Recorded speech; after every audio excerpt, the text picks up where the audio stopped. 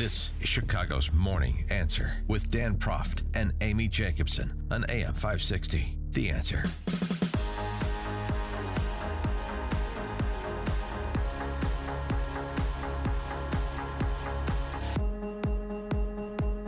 Good morning, Dan and Amy. And so let's see where we got. We got general agreement among all the Dem candidates on so many things to fundamentally alter our representative republic and the Constitution that frames it. Let's see, get rid of the Electoral College, legalize infanticide. Ban circumcisions? Well, I mean, I was getting there. As we have agreement on so many things like race-based reparations that we now have candidates taking out after circumcision as a quote-unquote cultural onus, according to Andrew Yang, who doesn't want anybody touching. Okay. For more on this topic, we're pleased to be joined by Tom Davis. He is a former 7-term congressman from Virginia. Virginia's 11th. He's the rector at George Mason University, and he's written a piece suggesting that Democrats, Democrat socialists, probably more accurate, are experiencing something akin to the Tea Party revolt that occurred within Republican ranks back in advance of the 2010 cycle. Tom Davis, thanks so much for joining us. Appreciate it. Well, thanks for having me. So explain the similarities you see between the kind of the grassroots revolt within Republican ranks a decade ago and what you're seeing play out as all the presidential aspirants make their way around the country. Well, what's happened is we have an ideological sorting of the parties today, the Republicans being a conservative party, the Democrats being a liberal party, and the vast majority of members in both houses are from safe seats, where the only race that counts is the primary election. The general election is nothing more than what we call a constitutional formality.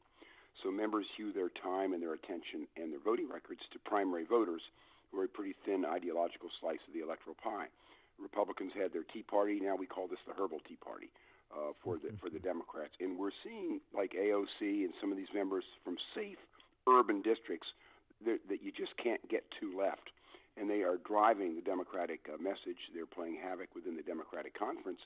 And you can see the presidential candidates are hewing to that party base at this point.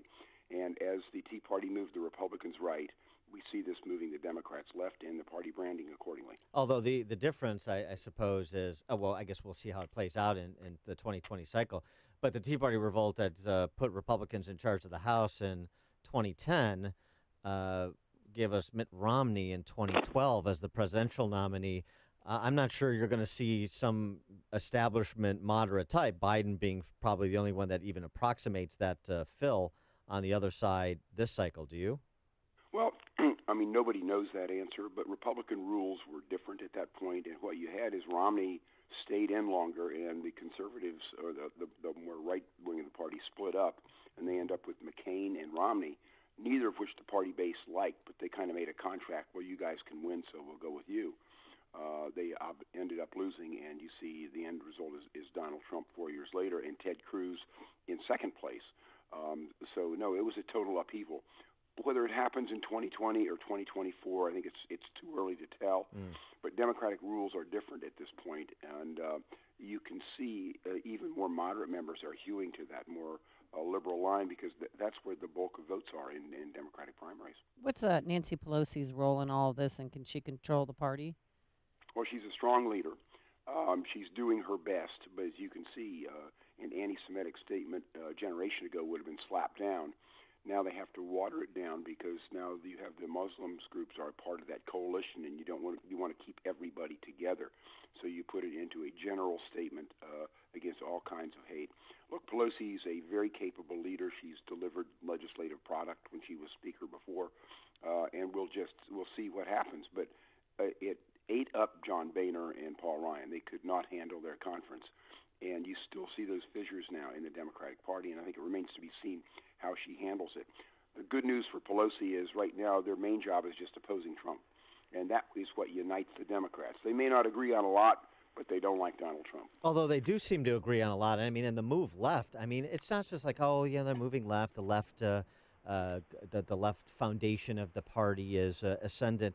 I mean, you have the Christian Gillibrands of the world talking about Social Security for persons here illegally. Oh, yeah. You've got Beto O'Rourke wanting to tear down the border barriers in El Paso in his congressional district. I mean, it's a little more than and your leader in the clubhouse right now is a guy who a generation or two ago was advocating for the nationalization of more than just the health insurance industry, a whole host of industries in this country. So it's more than just sort of a push left. Well, not only that, you got to remember what made the Democrats a majority, and it's winning these suburban seats that have a lot of Republicans in them. And what you do is you have these members from safe seats kind of wagging the dog, and that ends up hurting these members that make up the majority that tend to be more moderate, from suburban districts. So it's a conundrum for Democrats, and we'll see, how she handles it at the end of the day. I think what happens is in the presidential election, that will give the party branding whoever wins that nomination. But right now, it's a race to the left.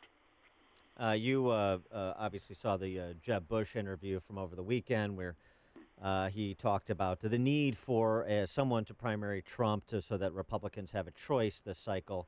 I mean, it doesn't look like Trump faces any serious opposition in terms of a threat to actually unseat him. Obviously, it's always very difficult to do that, particularly an incumbent president. But do you agree with Jeb that for conversation within the party faithful's ranks, it would be good for Trump to be primaried?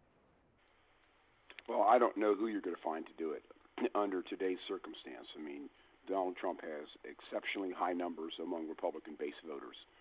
Now, to some extent, that's a realigned base. It's not the base that it was 10 years ago. You have new people have entered into the party. You have more moderate members have exited the party. But at this point, it's very difficult for anybody to run that kind of kamikaze race. But I would point out we don't know what Mueller's going to say and where that goes. Mm-hmm. And that is, I think, the wild card in this race. Is there anything of substance there that could jeopardize that? I wanted to talk to you, too, about, a subject that it's just mind-boggling, leaves many of us scratching our heads about President Trump, not doubling but now tripling down on John McCain. He just doesn't seem to let up his tirade on the dead war hero. But what's the net gain, if anything, with all of this? Oh, there's no net gain for that. I don't see any plus in that at all, except he just can't get it out of his craw. And it's not very presidential. It doesn't help him. Look, for the president to win, he not only needs the Republican base, he's got to win independent voters. And this does not help him do that. What's your assessment of Kevin McCarthy's performance so far as majority leader and the prospects for Republicans at the congressional level in 2020? Yeah, so I knew Kevin when he was assembly leader in California. I was the chairman of the Republican Campaign Committee during the 2002 redistricting, and Kevin was somebody I marked as an up-and-comer who had a pretty good head. He has won a couple motions to recommit this year on the floor, which may be small victories to your listeners, but which are pretty big inside Congress in terms of disrupting the flow of Democratic legislation.